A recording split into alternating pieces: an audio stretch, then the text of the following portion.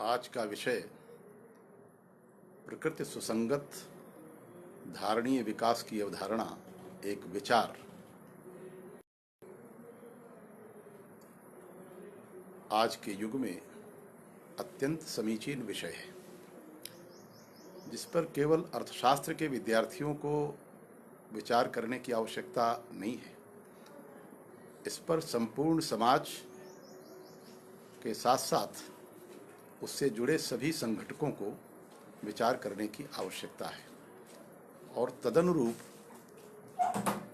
आर्थिक विकास के कार्यक्रम, नीतियां और उनसे जुड़े विषयों पर विचार करने के साथ साथ मानवीय आचरण को भी प्रकृति सुसंगत व्यवस्था के साथ जोड़ने संबंधी सिद्धांतों और मूल्यों पर विचार करना आज की आवश्यकता है। मैं जब भी कभी इस विषय पर विचार करता हूं तो मेरे सामने कुछ प्रश्न आते हैं। इस सृष्टि का निर्माण अचानक नहीं हुआ। परमात्मा के उस निर्गुण निराकार स्वरूप के मन में यह कामना कि मैं अकेला हूं, अनेक रूपों में प्रकट हूं, इस कामना के साथ उसने सृष्टि का निर्माण किया है। इसलिए यह संपूर्ण सृष्टि परमात्मा का ही स्वरूप है। This creation is nothing but manifestation of almighty. और जब यह संपूर्ण सृष्टि परमात्मा का ही स्वरूप है तो ऐसी स्थिति में इसके अलग अलग घटक भी परमात्मा के स्वरूप का ही हिस्सा है। इसलिए इस सृष्टि के प्रादुर्भाव के साथ ही साथ सृष्टि की व्यवस्था और विधिमान्य सिद्धांतों और मूल्यों का प्रादुर्भाव भी हुआ है।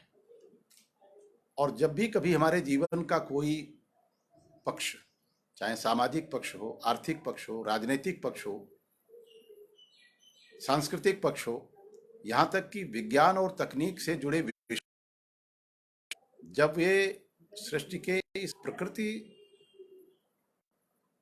सुसंगत सिद्धांत और नीतियों के साथ जुड़कर बनते हैं, तब वे न केवल उस क्षेत्र की समस्याओं का समाधान करते हैं बल्कि दूसरे क्षेत्रों को भी सहयोग प्रदान करते हैं।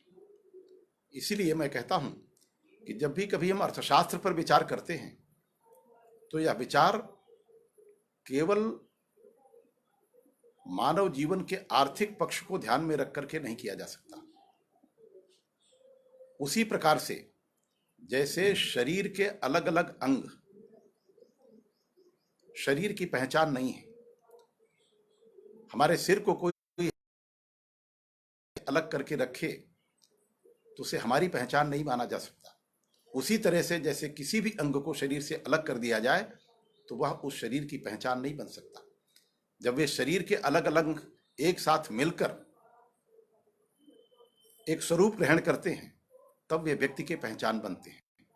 और ऐसे हमारे अलग अलग अंग अपने अलग अलग कार्यों का निष्पादन करते हुए न केवल अपने उद्देश्य की पूर्ति करते हैं बल्कि शरीर के व्यापक उद्देश्य की पूर्ति में सहायक बनते हैं। और तब मनुष्य के जीवन की सार्थकता का स्वरूप हमारे सामने आता है। इसी तरह से सृष्टि के अलग अलग स्वरूप हैं, उनके अपने अलग अलग कार्य हैं, उनका सृष्टि में अपना अलग अलग योगदान है, परंतु वे अपने इस अलग अलग योगदान को संपादित करते हुए न केवल अपनी सुसंगत भूमिका निर्वाह करते हैं बल्कि सृष्टि के व्यापक उद्देश्य को पूरा करने में सहायक होते हैं। इसलिए हमारे ऋषियों और मनीषियों ने सृष्टि के इस व्यापक विधान और व्यवस्था पर अपनी जीवन भर की तपस्या और साधना के आधार पर जो अनुभव और रहस्य का उद्घाटन उनको हुआ उसे उन्होंने संपूर्ण मानवता के लिए सुरक्षित किया है। और जब हम आर्थिक विकास पर विचार करते हैं तो अर्थशास्त्र भी अपने आप में स्वतंत्र रहते हुए भी अन्य विषयों के साथ जुड़ा हुआ है। और या उसी तरह से है जैसे शरीर के अलग अलग अंग अपनी अलग अलग भूमिका का निर्वहन करते हुए शरीर के दूसरे अंगों के साथ संबद्ध हैं और उनका तभी स्वरूप स्पष्ट हो सकता है, वे अपना योगदान पूरा कर सकते हैं जब वे उनके साथ एक पूरक भाव में काम करते हैं। इसी तरह से सृष्टि के संपूर्ण संघटक तभी अपने उद्देश्य में सफल होंगे और तभी सृष्टि के उद्देश्य को पूरा करने में अपनी भूमिका निष्पादित कर पाएंगे जब वे एक दूसरे के पूरक के रूप में काम करेंगे। जब से सृष्टि का प्रादुर्भाव हुआ है, जब से मनुष्य इस धरती पर आया है, तब से ही उसकी आवश्यकताएं हैं और उन आवश्यकताओं को पूरा करने के लिए वह प्रारंभ से ही औपचारिक और अनौपचारिक रूप में अन्य प्राणियों का,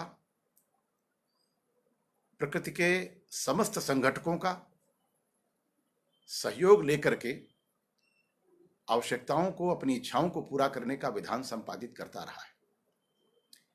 परंतु यहां यह समझने की आवश्यकता है कि अगर ये प्रकृति के संघटक हमारी आवश्यकताओं को पूरा करते हैं तो ये हमारी आवश्यकताओं और हमारी इच्छाओं को पूरा करने में उसी स्थिति में समर्थ होंगे, अपना योगदान निर्वाह कर पाएंगे जब हम इनकी सुरक्षा सुनिश्चित करेंगे। जल जीवन है, परंतु यह जल जीवन तभी रह पाएगा जब हम जल की पवित्रता सुनिश्चित करें, और अगर हम जल को पूरी तरह नित्य प्रदूषित करें तो फिर जल जीवन नहीं रह जाएगा, फिर वह हमारे जीवन का वह स्वरूप विकसित करने में सफल नहीं होगा जिसके आधार पर उसे जल ही जीवन कहा गया है। वायु प्राणदायिनी शक्ति है, परंतु अगर हम अपने इस आर्थिक विकास के तंत्र और सिद्धांतों के आधार पर इसके प्रदूषण का अंबार खड़ा करें तो यह वायु प्राणदायिनी शक्ति नहीं रह सकती है। यह प्राणदायिनी शक्ति उसी स्वरूप में सुनिश्चित होगी जब हम इसकी पवित्रता को सुनिश्चित करना अपना धर्म माने, अर्थात जब हम प्रकृति के अन्य संघटकों की सुरक्षा, पवित्रता और शुद्धता सुनिश्चित करते हैं, तभी वे हमारी शुद्धता, पवित्रता और सुरक्षा सुनिश्चित करने में सक्षम होते हैं। और यदि हम उनकी सुरक्षा सुनिश्चित करने में विफल होंगे तो फिर वे भी हमारी सुरक्षा और हमारे प्रति उनका जो योगदान है शायद उसको पूरा करने में वे भी एक दिन विफल हो जाएंगे। कभी कभी हम विचार करते हैं तो ये दो दृष्टिकोण हमारे सामने आते हैं। एक दृष्टिकोण वह है जिसमें यह मान्यता है कि मैं इस संपूर्ण सृष्टि का एक हिस्सा हूं और इसलिए जैसे अन्य संगठक हमारी सुरक्षा और हमारा संपोषण करते हैं वैसे ही उनका संवर्धन, उनका संपोषण करना हमारा धर्म है, क्योंकि धर्मो रक्षति रक्षिता। जब हम अन्य संगठकों की सुरक्षा सुनिश्चित करेंगे तभी वे हमारी सुरक्षा और हमारा संपोषण सुनिश्चित करने में समर्थ होंगे। तो ऐसी स्थिति में एक दूसरा विचार भी हमारे सामने है जो यह मानता है कि यह संपूर्ण सृष्टि हमारी भोग भूमि है और मैं इसका भोक्ता हूं, और इसलिए जितने भी संगठक हैं वे सब हमारी आवश्यकता पूर्ति के साधन मात्र हैं। और इसी आधार पर पहले मनुष्य ने इन संसाधनों के उपभोग और उपयोग की बात की और धीरे धीरे हम इनके शोषण और विदोहन के विचार पर आ गए। आज हम संसाधनों के शोषण और विदोहन को आर्थिक विकास का मूल स्रोत मानते हैं। और ऐसी स्थिति में पहले जो हमारा विचार था कि हम इन संसाधनों का उपयोग करते हैं और ये उपयोग योग्य स्थिति में बने रहें, इसलिए इनका संरक्षण करना हमारा धर्म है। और वैसे ही जैसे अन्य संगठक हमारी आवश्यकता की पूर्ति करने के सहायक हैं, वैसे ही उन संगठकों की सुरक्षा भी मनुष्य का धर्म है, क्योंकि अन्य प्राणियों में और मनुष्यों में अधिकांश बातें समान हैं। आहार निद्रा भय मैथुनंचो सामान्य में तत् पशुभिर नराणाम ज्ञानम हितेषाम अधिको विशेषा ज्ञानेन हीनः पशुभिः समानः। आहार, निद्रा, भय और मैथुन ये समस्त प्राणियों में समान फीचर्स हैं।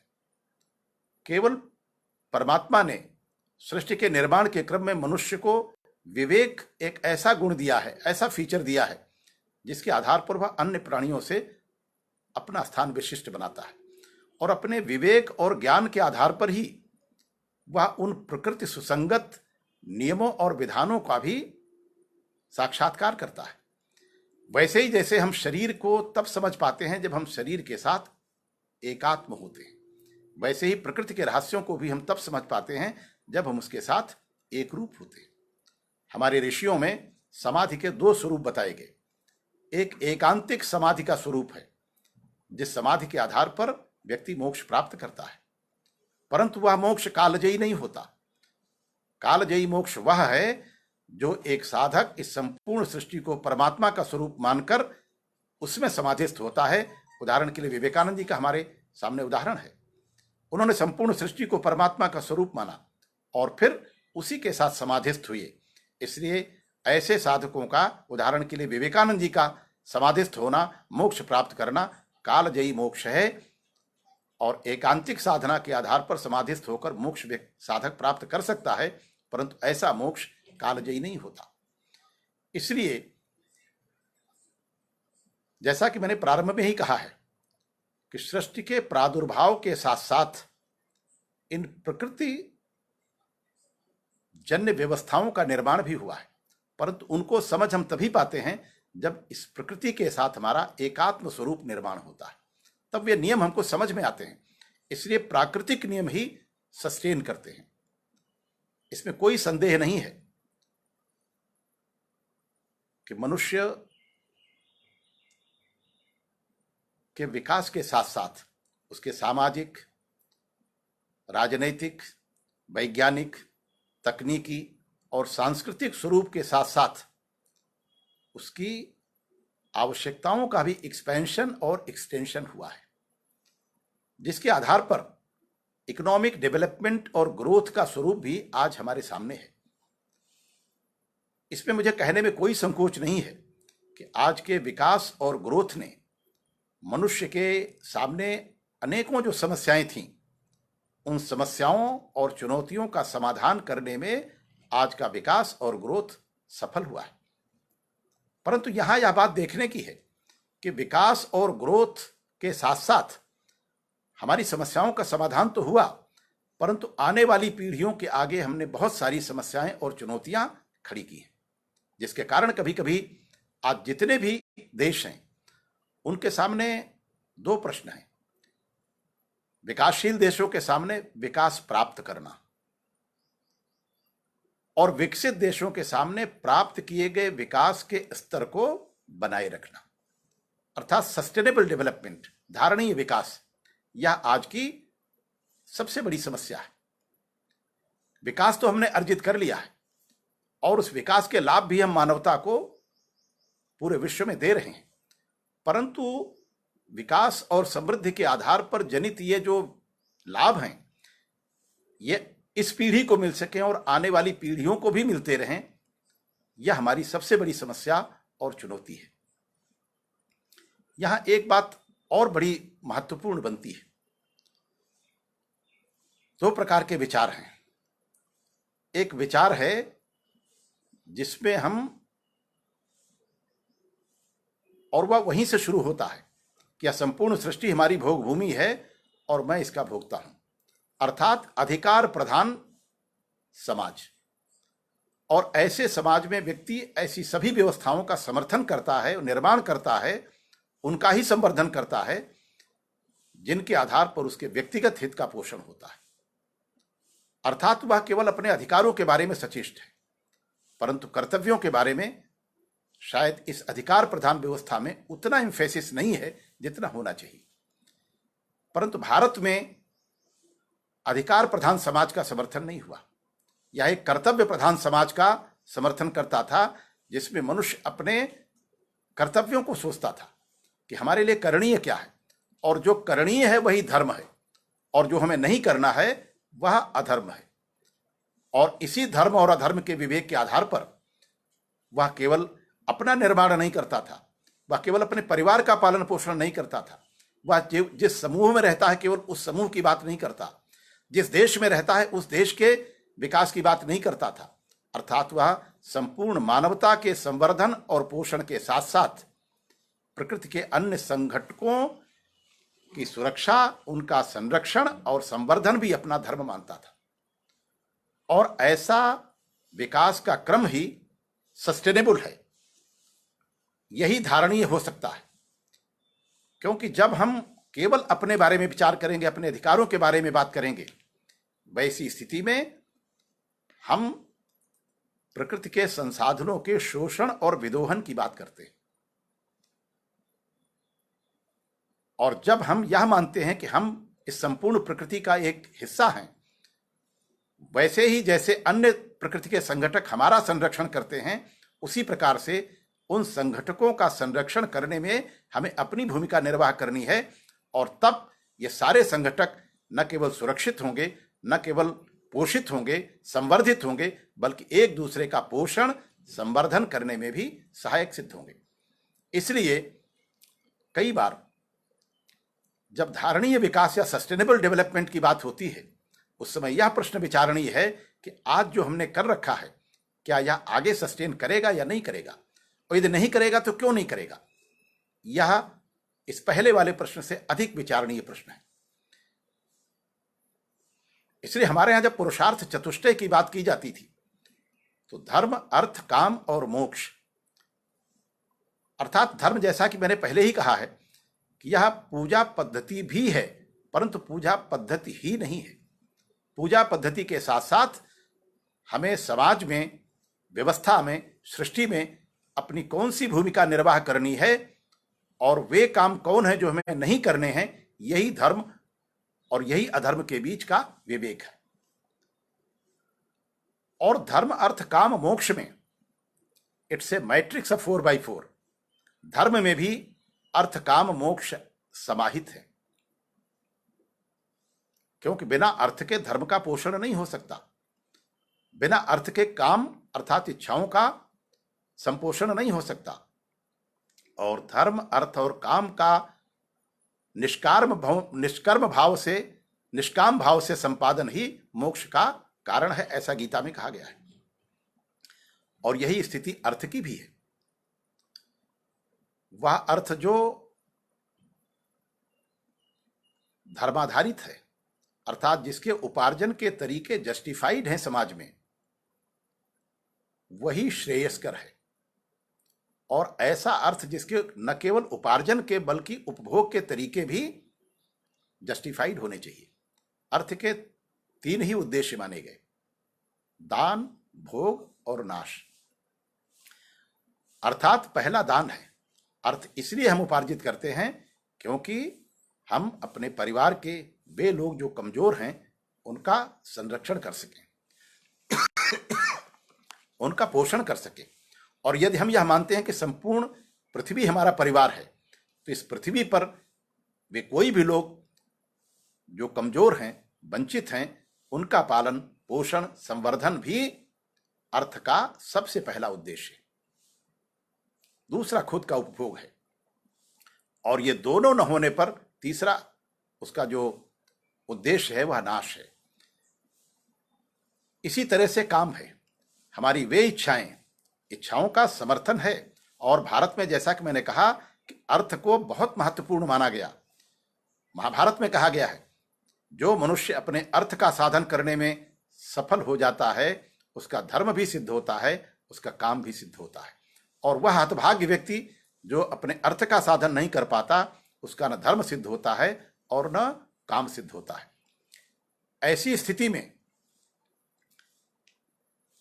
अर्थ को भारत में बहुत महत्व दिया गया, लेकिन धर्माधारित अर्थ के उपार्जन का विधान और धर्माधारित अर्थ के उपभोग का विधान ही भारत में जस्टिफाइड माना गया। और ऐसा अर्थ ही श्रेयस्कर है। यही स्थिति काम की भी है। हमारी वे इच्छाएं जो हमारे कर्तव्य बोध के साथ जुड़ी हैं, हम अपनी इच्छाओं को अपना अधिकार नहीं मानते, वे हमारी आवश्यकताएं हैं हमारे अस्तित्व का आधार हैं, इसलिए उन्हें हमें पूरा करना यह हमारा धर्म है। हमें उनको पूरा करना चाहिए, परंतु वे अगर धर्म के आधार पर अर्थात कर्तव्य बोध के आधार पर जस्टिफाइड नहीं है तो ऐसी इच्छाओं का समर्थन नहीं किया जा सकता। और यही स्थिति मोक्ष की भी है। मोक्ष भी धर्म अर्थ काम विरहित नहीं हो सकता। It can not be independent of धर्म अर्थ एंड काम। वही मोक्ष कार्यजयी मोक्ष होगा जो पुरुषार्थ चतुष्टय का हिस्सा बनेगा, तभी वह कार्यजयी मोक्ष हो सकता है। इसलिए जब हम इस विषय पर विचार करते हैं, प्रकृति सुसंगत धारणीय विकास, उस समय हमें उसके पीछे छुपे हुए इस दर्शन को भी समझने की आवश्यकता है कि आर्थिक विकास सृष्टि का मूल धर्म है, वह तो होना ही चाहिए। और इस दृष्टि से आर्थिक विकास को हमें संसाधनों के उपयोग और उपभोग के आधार पर आगे बढ़ाना, नीतियों और कार्यक्रमों का हिस्सा बनाना चाहिए। परंतु यह केवल मनुष्य जाति का हिस्सा नहीं है, केवल कुछ मनुष्यों का नहीं है, केवल मेरा अकेला नहीं है। हम संपूर्ण सृष्टि का एक हिस्सा हैं। इसलिए संपूर्ण सृष्टि के सहयोग से जब हम इस आर्थिक विकास को आगे बढ़ाते हैं तो उन संगठकों का संपोषण संवर्धन भी हमारे विकास का हिस्सा होना चाहिए। और ऐसी स्थिति में ही यह विकास धारणीय विकास हो सकता है, सस्टेनेबल विकास हो सकता है। वरना अगर हमने विकास को प्राप्त भी कर लिया, it will be difficult for us to sustain with this kind of development and growth. अर्थात विकास और समृद्धि का यह मॉडल जो प्रकृति के नियमों और सिद्धांतों के विरुद्ध है, वह विकास और समृद्धि का मॉडल जिसमें प्रकृति के संगठकों की सुरक्षा, संवर्धन और संपोषण का विधान आर्थिक विकास का हिस्सा नहीं है, वह विकास कुछ समय के लिए, कुछ स्थानों के लिए, कुछ समूहों के लिए श्रेयस्कर हो सकता है, परंतु सभी के लिए, सब समय के लिए वह आर्थिक विकास पोषणीय नहीं हो सकता, धारणीय नहीं हो सकता। यहां एक बात विचारणीय और भी है।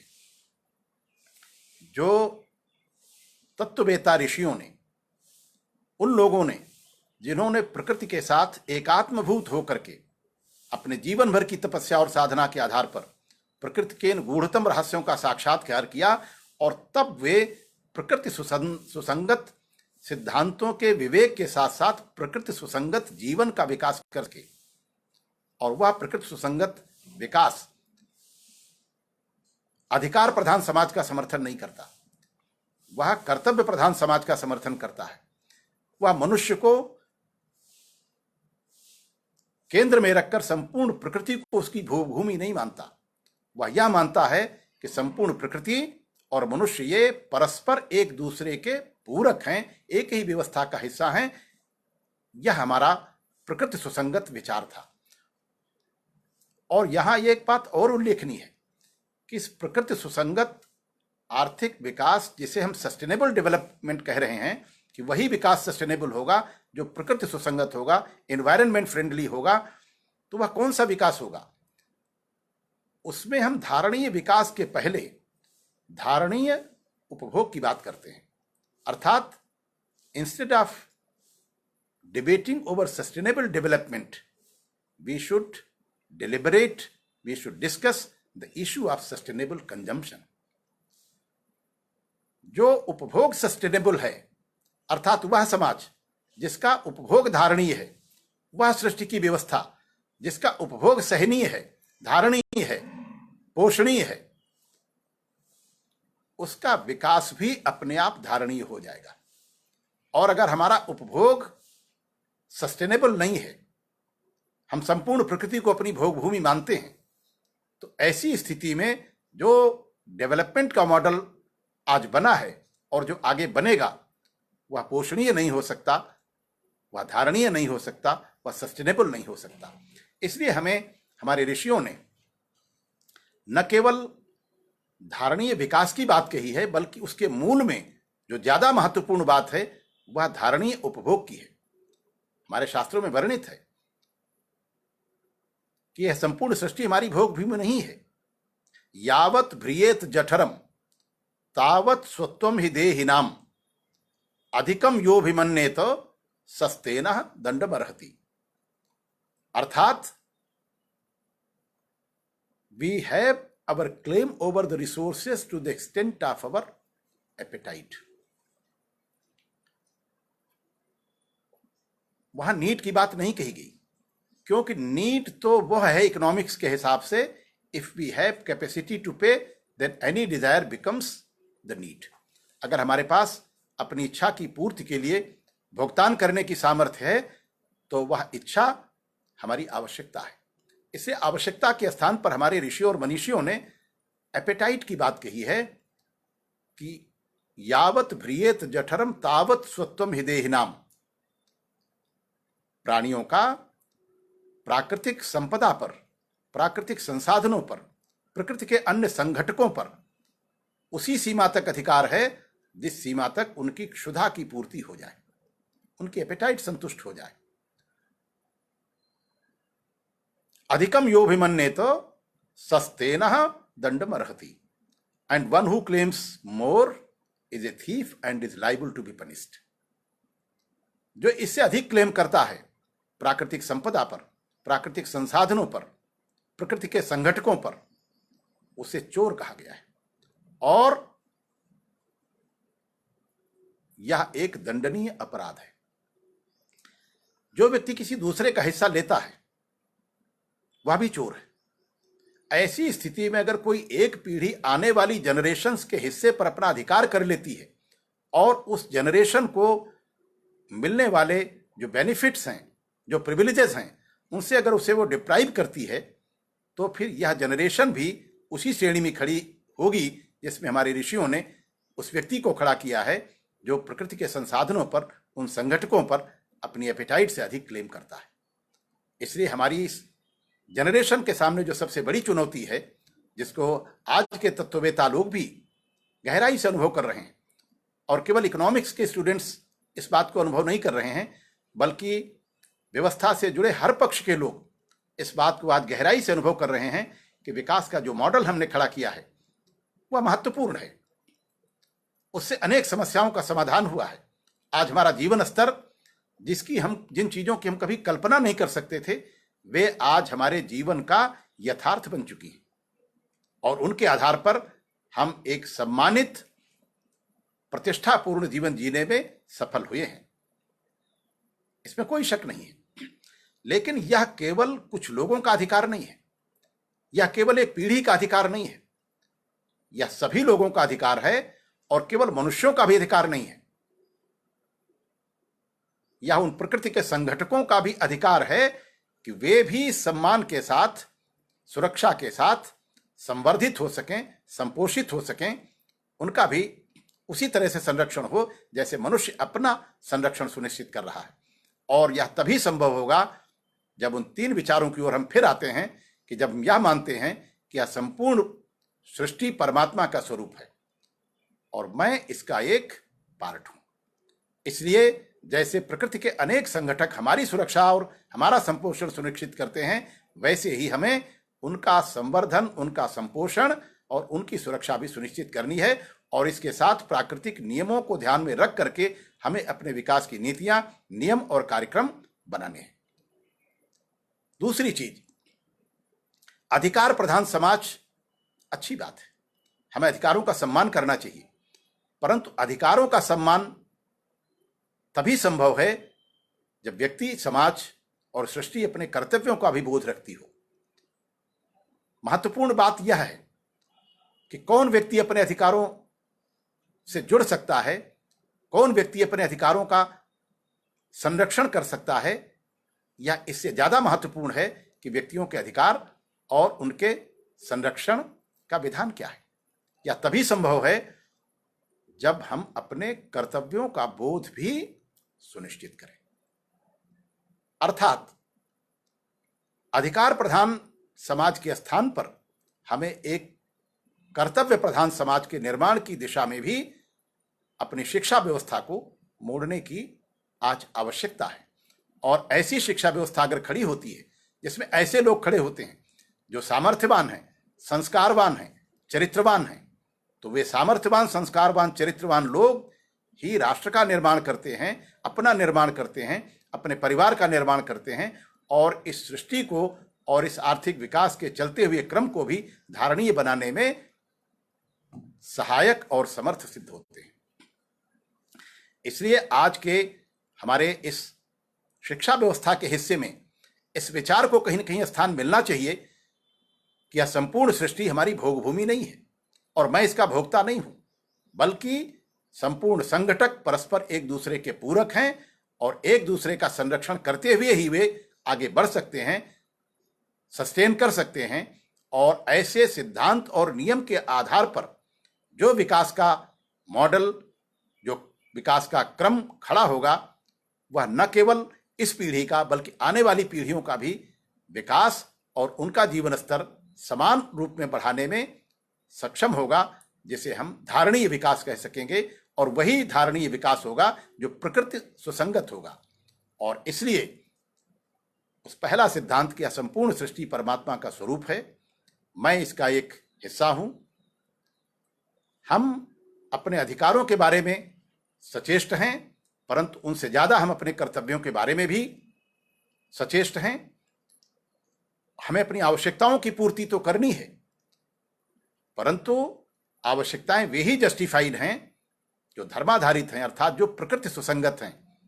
हर आवश्यकता को जस्टिफाइड नहीं किया जा सकता। और आज अपने इसी अधिकार प्रधान ज्ञान के बोध के कारण पहले हमने वायु को प्रदूषित किया, जल को प्रदूषित किया, अपनी आवश्यकताओं की पूर्ति के लिए पशु पक्षियों का रक्तपान किया और अब मनुष्यों का रक्तपान करने में भी कोई संकोच नहीं हो रहा है। इसलिए यह न केवल विकास के सस्टेनेबिलिटी का सवाल है, बल्कि विकास के सस्टेनेबिलिटी के साथ साथ हमारे एग्जिस्टेंस के भी सस्टेनेबिलिटी का प्रश्न है। विकास भी हमारा तभी सस्टेन करेगा जब हमारा अस्तित्व बना रहेगा, और हमारा अस्तित्व तब बना रहेगा जब हमारे सभी संघटक एक साथ खड़े होंगे। यत् पिंडे तत् ब्रह्मांडे, हमारे शरीर का एक एक अंग अगर केवल अपनी सुरक्षा में ध्यान दे तो शायद न वह अंग सुरक्षित रहेगा और न ही शरीर सुरक्षित रहेगा। हमारे अलग अलग अंग अपने अलग अलग दायित्वों का निर्वहन करते हुए न केवल अपने उद्देश्य को पूरा करते हैं, बल्कि शरीर के व्यापक उद्देश्यों की पूर्ति में भी अपनी भूमिका निर्वाह करते हैं, और तभी हमारा शरीर सस्टेन करता है। या प्रकृति भी उसी तरह से है, या व्यवस्था भी उसी तरह से, या तभी सस्टेन करेगी जब हम एक दूसरे के पूरक भाव के रूप में काम करेंगे, एक दूसरे का संरक्षण सुनिश्चित करेंगे। तब न केवल हमारा अस्तित्व सुरक्षित होगा, बल्कि हमारे सभी संगठकों का अस्तित्व भी सुरक्षित रहेगा, और ऐसा जीवन सस्टेनेबल होगा। और ऐसे जीवन के साथ जुड़ा हुआ जो विकास का मॉडल है वह भी सस्टेनेबल होगा, और वही विकास सस्टेनेबल होगा जो प्रकृति सुसंगत होगा। इसलिए आज के दिन यह केवल अर्थशास्त्र के विषय के में रुचि रखने वाले लोगों का की जिज्ञासा का प्रश्न नहीं है। वे सब लोग जो मानव जाति के अस्तित्व पर गहराई के साथ विचार करते हैं, जो केवल आज के बारे में नहीं सोचते,